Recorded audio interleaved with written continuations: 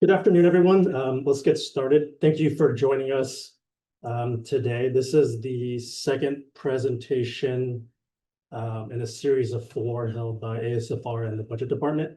This presentation will be on Chartfields, as you can see here. It is scheduled to be 30 minutes with 30 minutes afterwards for questions. The following 2 presentations, next Thursday and the Thursday afterwards, will be on ASFR budget and forms and tight insight reports. And they'll be held at the same time on Thursday as well. My name is Justin Chan, Associate Director here at Accounting Services and Financial Reporting.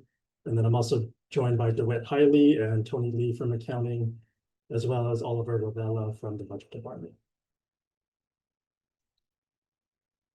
A brief agenda. We're going to go over the introduction, some general information, and then specifically about all of the chart fields, and then some time for questions at the end. So what are chart fields?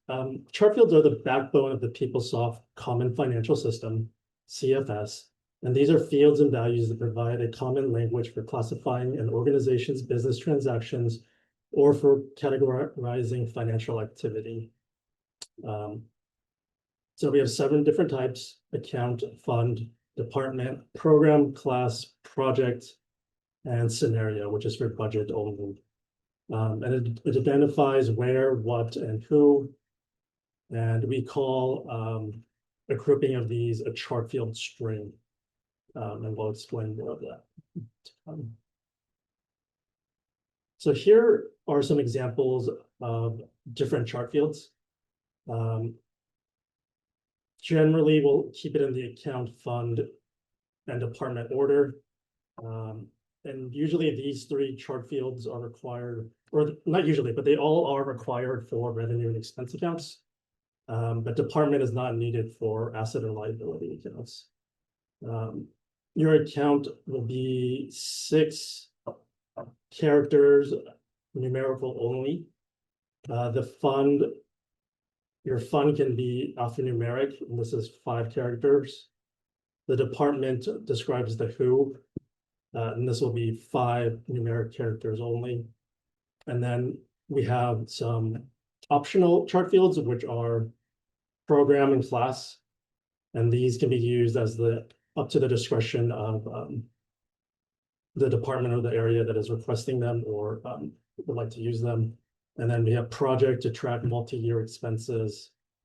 And as mentioned earlier, and Oliver will discuss later, budget also has scenario for their transactions. So where do we use chart fields? Essentially, we use them anywhere with financial information. So for expenditure transfer requests, requests for invoices, interagency financial transactions, deposits, check requests, budget transfers. Anytime we have a transaction, we will require the use of chart fields. Sorry, skip this slide. And then here's just an example of requisition. And at the bottom, you can see that it's asking for required chart fields when we're filling out a request. Where else do we use them? Also for human resources, for payable time for students, concur expense reports for procurement and travel, and then also for Titan Insights or our old VIE platform. But anytime we want to research or look up either a certain type of transaction or expenses occurring under a certain fund or in a certain department, we can easily look that up using Titan Insights.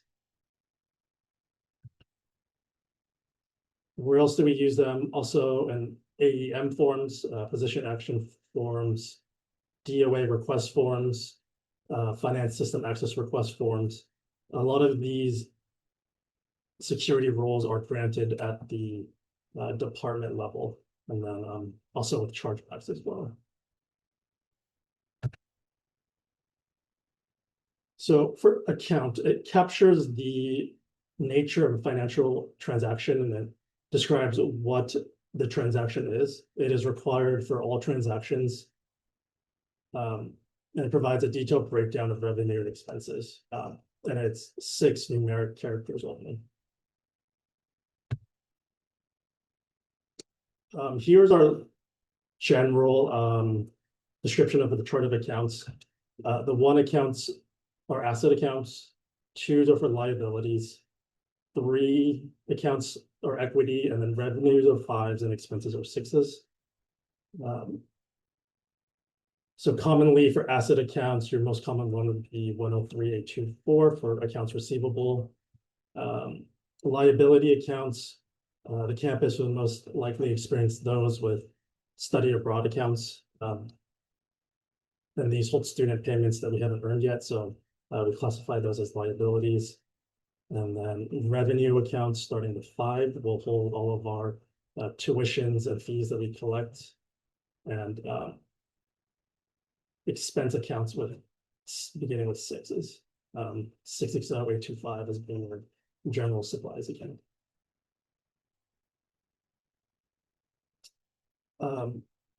So budgetary and control accounts. The accounting department and the budget department share Chartfields together, but we maintain 2 separate ledgers.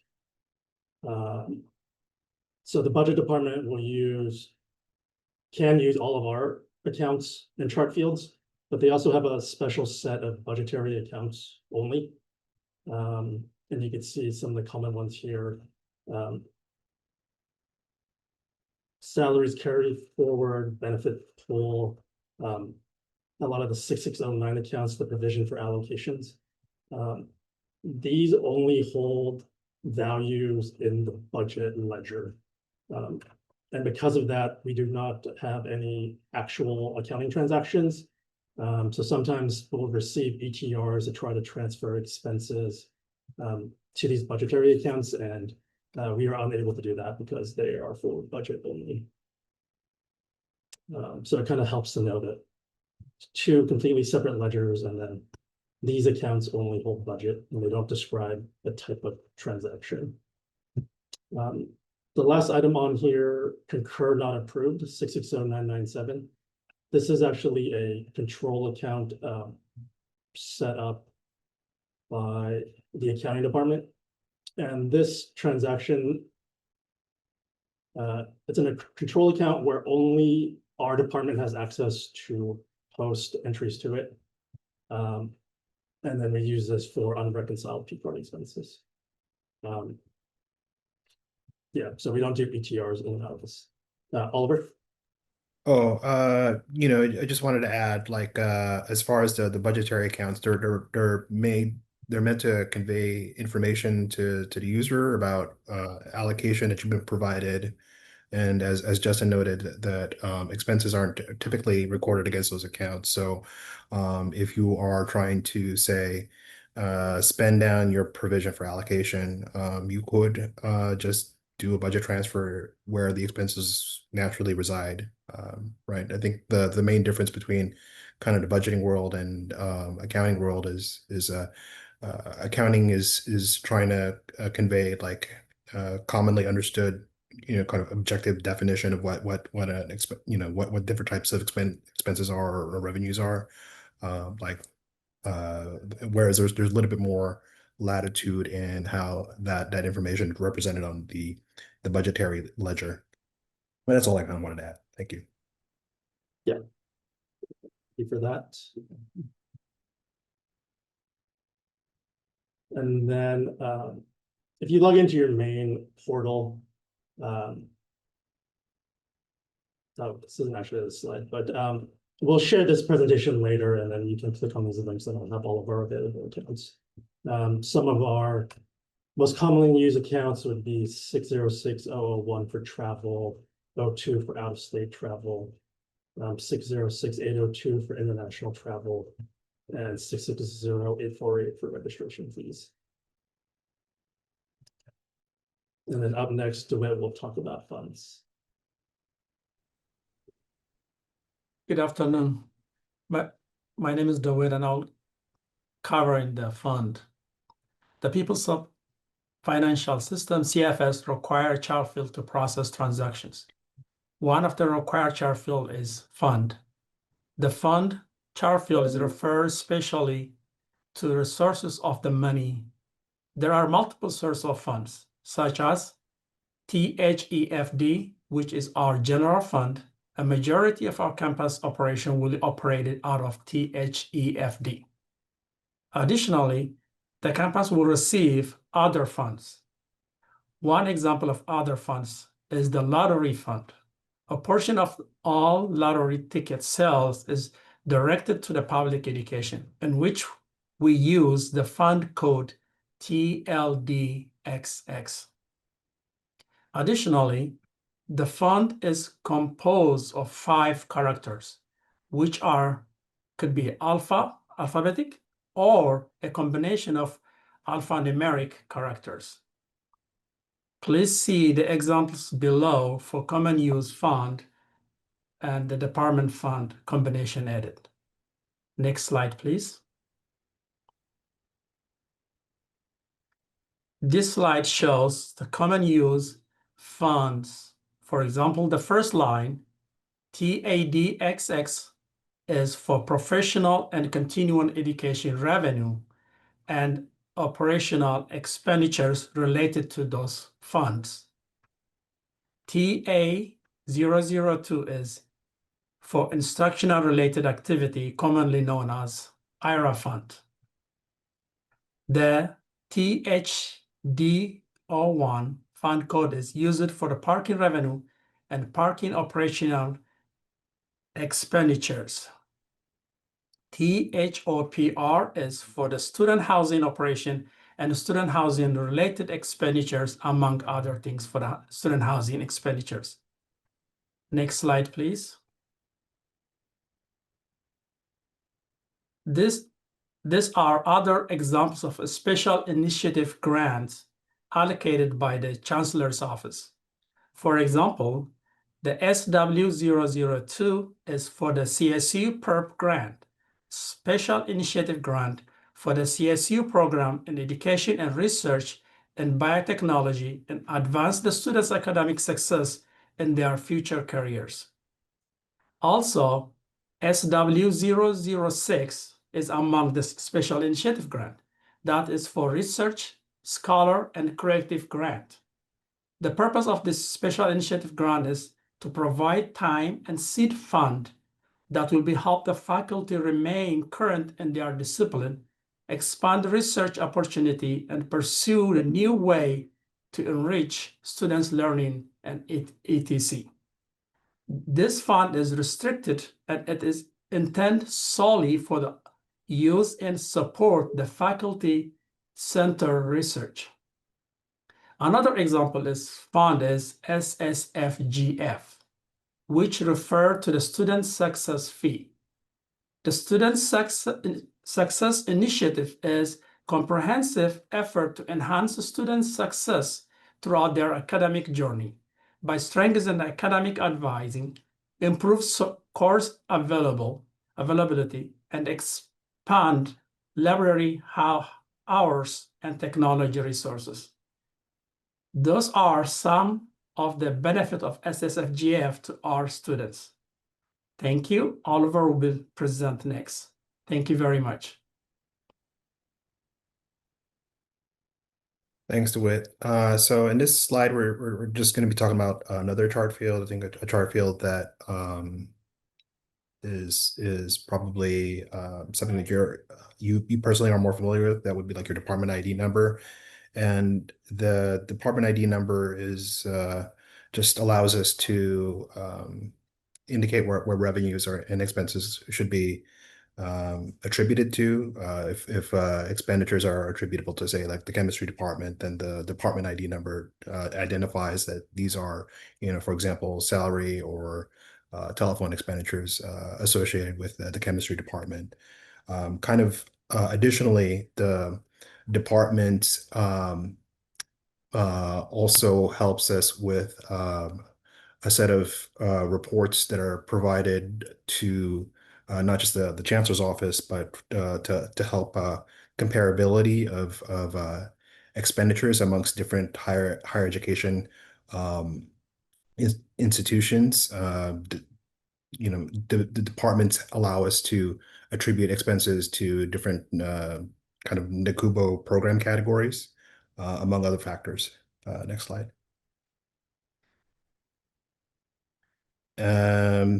So this slide just kind of talks about the department tree structure. It's kind of like a pyramid, where the entire university sits at the very top. The bottom layer, that's where departments reside. That's the most sort of numerous branch of the tree is, which roll up to then to master departments, and then to subdivisions or colleges for those of you in academic affairs. And then those subdivisions then roll up into the large divisions within the university. So something like academic affairs, admin and finance, and so forth. Okay. Next slide. I'm gonna pass it on to my colleagues. So for programs are used by departments to track specific expenditures and revenues. This is entirely up to departments or areas. However, there are specific sets of program codes that have different rules behind them, I guess. So a special set are what we call billable program codes. These begin with the 7806, 7997. And these billable program codes, they will bill one of our 3 auxiliaries.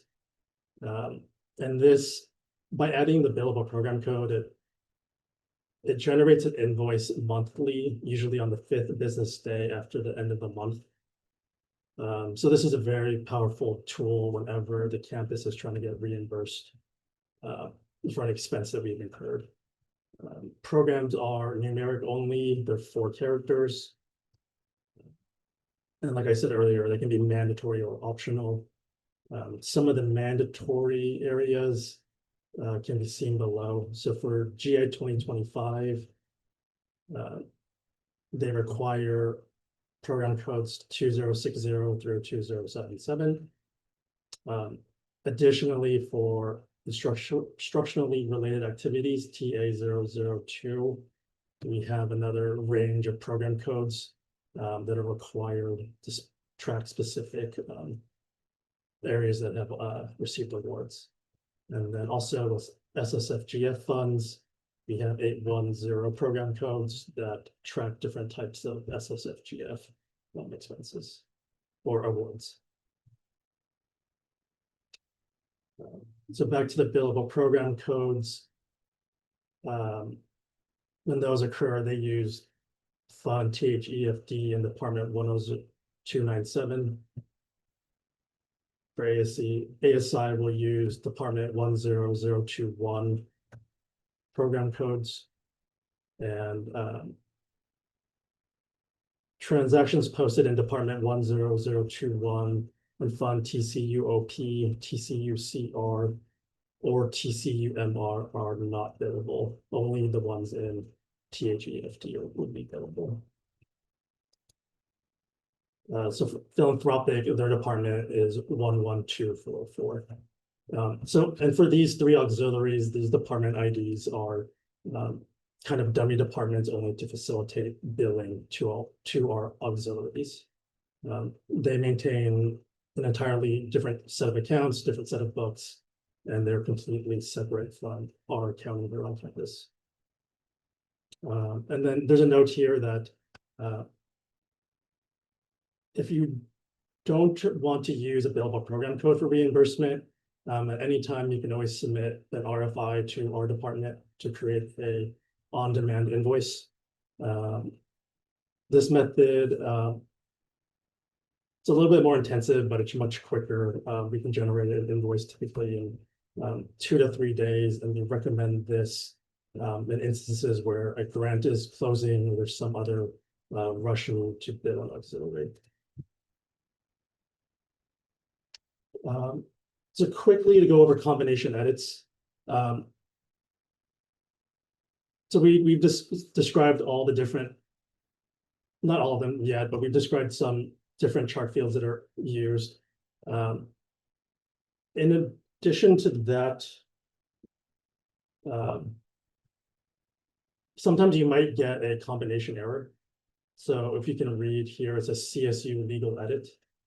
This is created and maintained by the Chancellor's Office. And what they're saying is some funds can only have certain types of accounts within them. So for example, our operating fund, THEFD, can receive revenue or tuition revenue, but we wouldn't receive housing or parking revenue in there.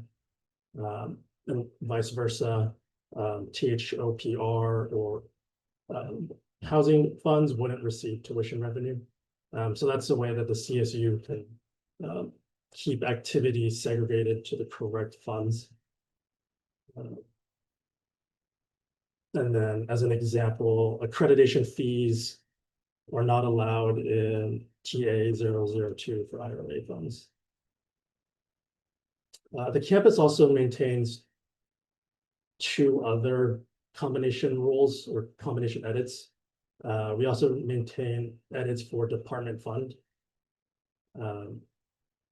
So for housing, THOPR, their main department is 10130.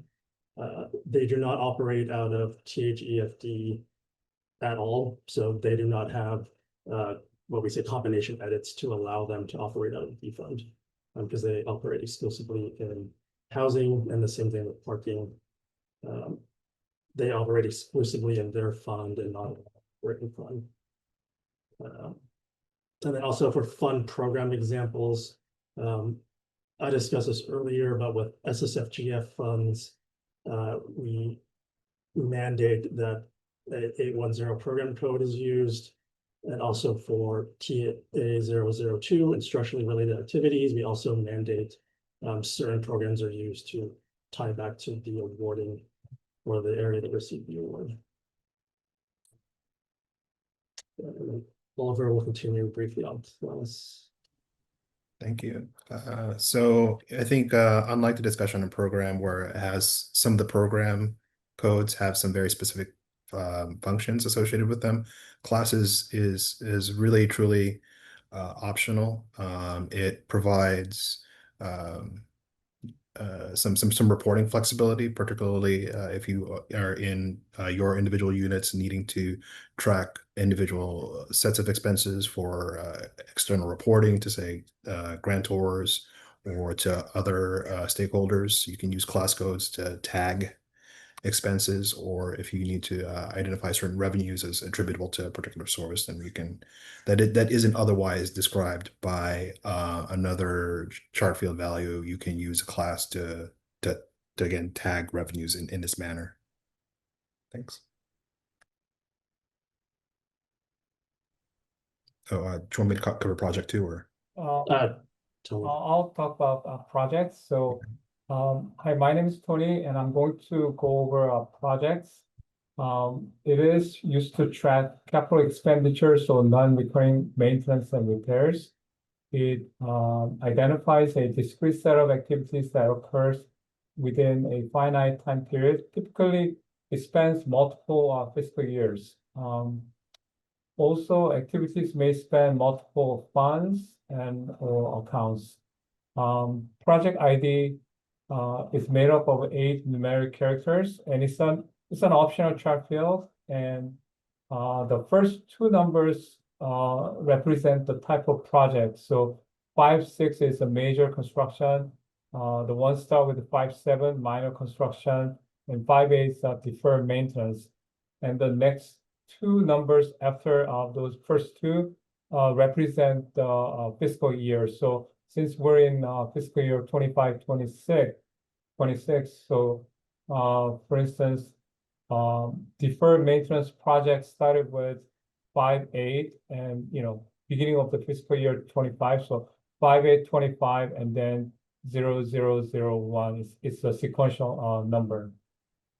If you need to start a project, you would need to coordinate with CPFM, Capital Projects and Facility Management, and of course, Budget Department. Next. Oliver. Thanks. So these are some of the scenarios that our budget office classifies different groups of budget transactions. I don't know that many of the reports that you see on OBIE necessarily show this value, but just to pull back the curtain and look at some of these values and at least like what they mean to us in the budget office. And if you have questions about them in the future, you can certainly contact us. But that first scenario, one-time budget adjustment, there's let me start by saying some of these budget scenarios are kind of exclusively used by the budget office, and the set of scenarios related to that start with a BTR, those are requests originating from yourselves. So one-time budget adjustment, that's an adjustment done by the budget office, just like the name implies. It's an adjustment to your budget within the current year only. ABRB and PL, if you see this value, this represents those budget entries that are related to the benefit pool process. Most of you are in departments that are supported by the general operations of the university, by tuition collections and by state general fund. For those departments that are supported by these operating revenues, typically the benefits, the employer paid benefits related to those state supported or stateside employees is those costs are managed centrally by the budget office. The cost of those benefits you'll see attributed to your department ID, your department, but you should also see after as part of the month-end process a budget to backfill those expenses so that the department is made whole or held harmless for the cost of employer paid benefits. That third scenario, additional base, represents budget entries that affect the base budget or the budget you can expect this year, next year, ongoing. Those budget entries described in the budget scenario additional base are any changes to that kind of ongoing or recurring plan from year to year. BTR one time and BTR base, as I mentioned earlier, are those requests originating from you folks. BTR one time would be a budget change that is just for the current year. If you want to, for the current year, redirect some of your budget from one area to another to support another area, and you want that reflected in your reports, you would submit a request for us to do like a one-time budget entry or BTR one time. But if you want to make a permanent change to your expenditure plan, you would then submit a request, otherwise described as a base BTR. And these are typically approved by a handful of individuals in each division, because a base budget revision has larger implications than something that just impacts the current year only. Comp one time and comp base is another budget office use scenario, and those describe those budget allocations to departments for cost increases related to compensation agreements with different bargaining units.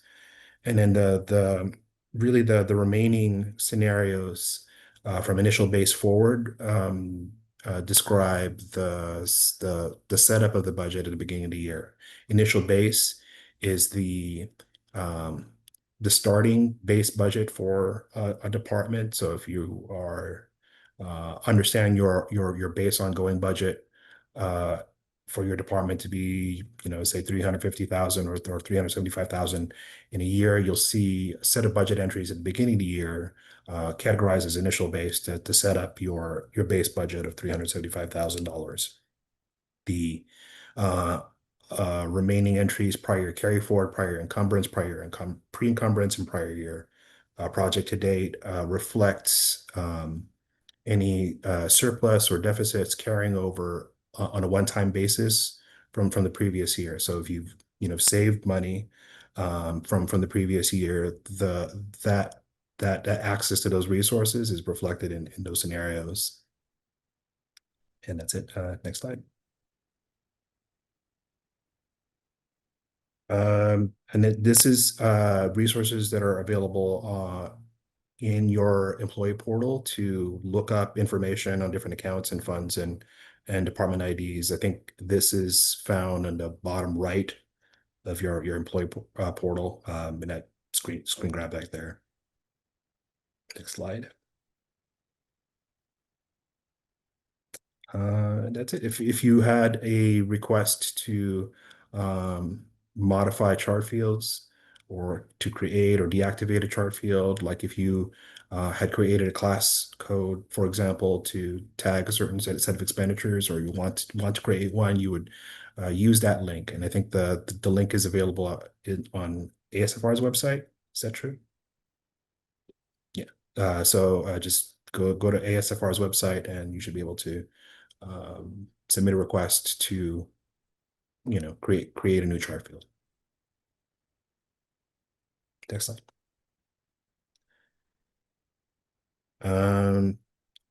Those are the different chart fields that are managed by each department. But if we get a question on accounts, I'm sure we can always forward it to the accounting office and vice versa. Next slide. I think that then concludes the present. Justin? Yeah, I mean, yeah, that concludes the presentation, and thank you everyone for attending. These slides will be provided out later on, but we are not recording this. But if there's any questions anyone has, all of us are here happy to help answer any questions.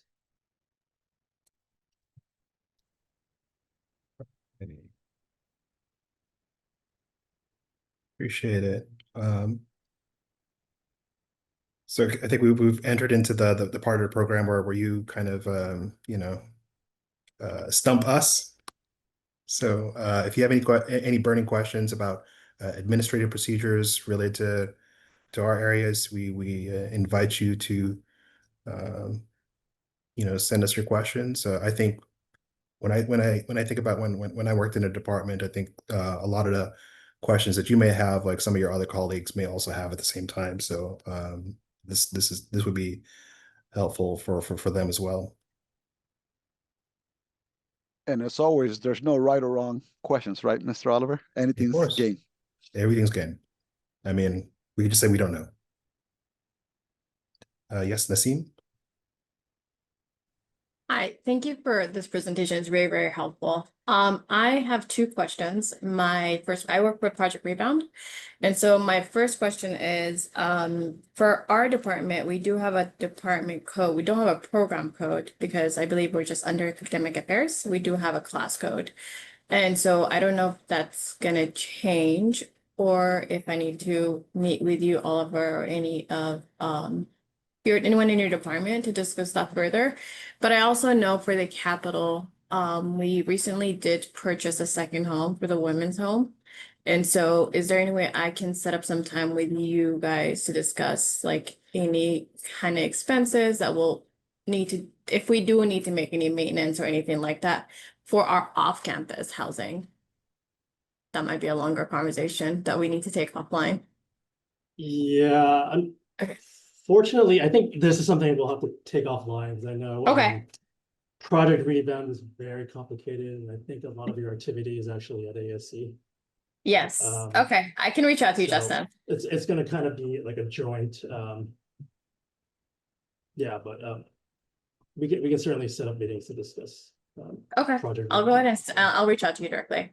Okay, Thank you. and then do you have another question, or was it? No, just that, Yes. thank you. Okay.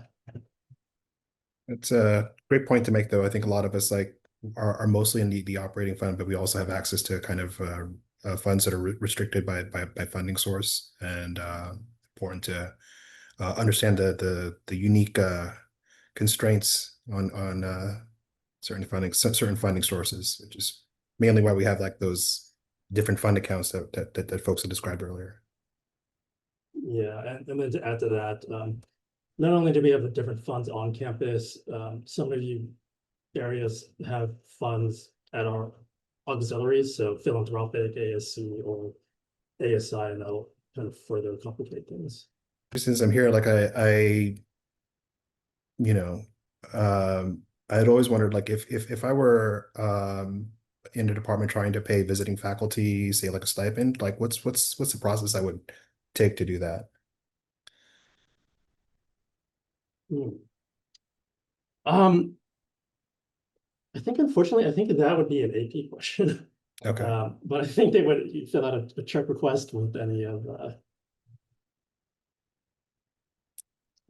yeah. Okay. So yeah, unfortunately not super well versed on that either. No worries, no worries. Just Oh, I can chime in. Yes, Dana responded in honorarium. If they're visiting and there's no specific agreement to pay them, honorarium should be seen as a gift. So they would be having an honorarium form and a check request along with it. So that amount would be kind of set by whatever funds are available in your operating fund, and those two forms filled out. If it gets to kind of a higher amount, then actually you should open a PO, and that's kind of the general process of how you should handle that. see. Yeah. What's that? What's that amount ceiling before it turns into a PO? I believe it's 5,000, but most honorariums don't get paid that much. Good I don't think question, Oliver, and good response, Joseph. You're correct. The threshold is 5,000 before we request a requisition and a service order. Thank you, Joe. Thank you for chiming in there. Out of curiosity, is that process different for international faculty? Like like I used to do study abroad. Like so if they were performing services entirely out of country, is it the same process? If we're calling it an honorarium, yes, but it may or may not get complicated because certain tax considerations come into play.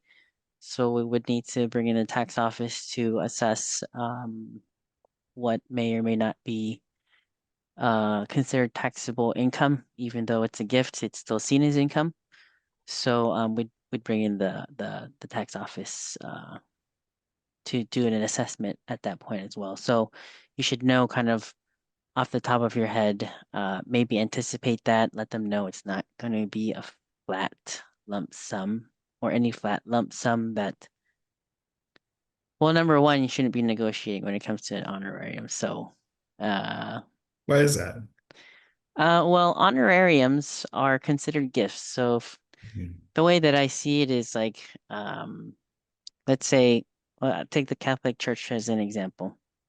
And a priest will either baptize kids or they'll officiate a wedding.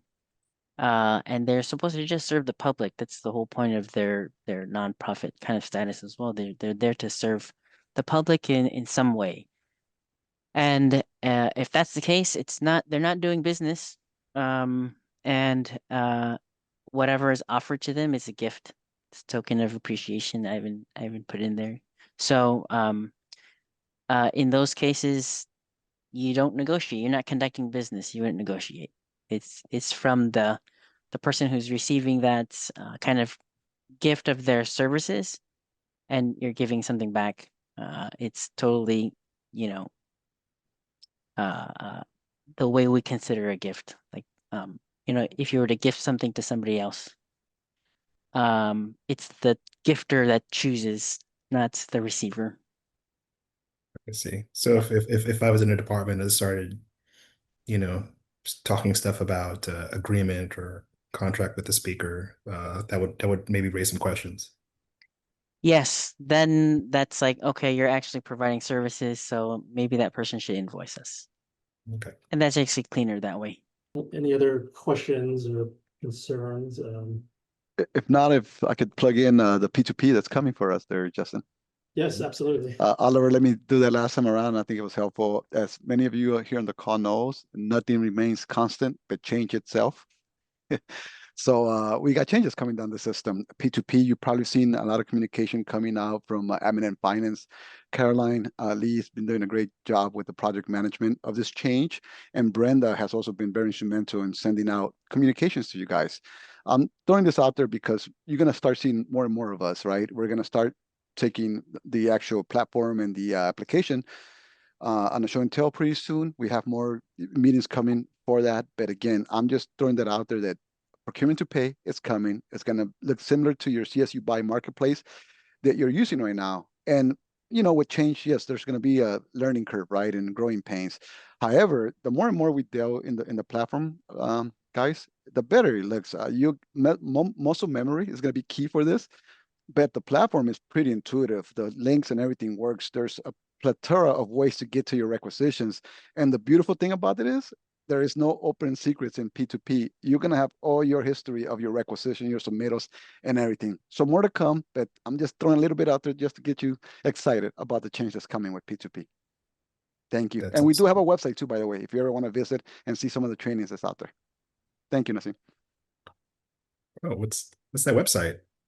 Oh, well, yeah. If you go to contract to procurement, we're going to have on the ribbon, you're going to see the whole P2P website, and I'm going to put it in the link to right now. Sounds exciting. Yeah, Brando's already beating me to it.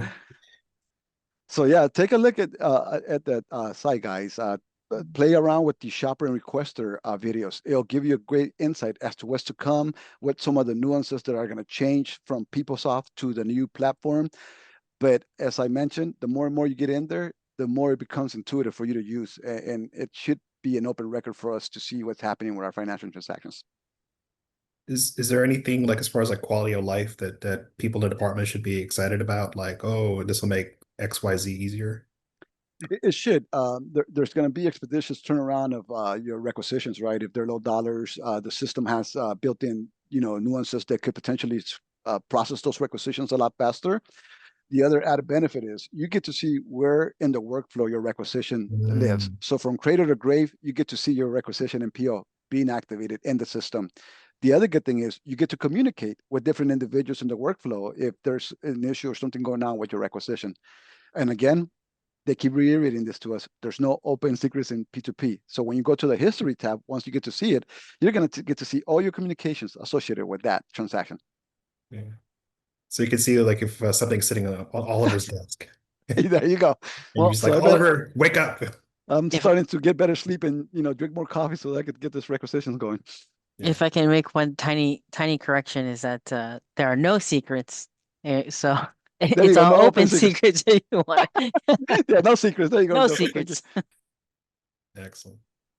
Thank you for that. And then if there's no further questions, I just want to highlight that we do have 2 more training sessions next Thursday at 1:30 and then the Thursday after that. Sarah in the chat posted the subjects ASFR versus budget forms and demo and the tight insights reports and demos.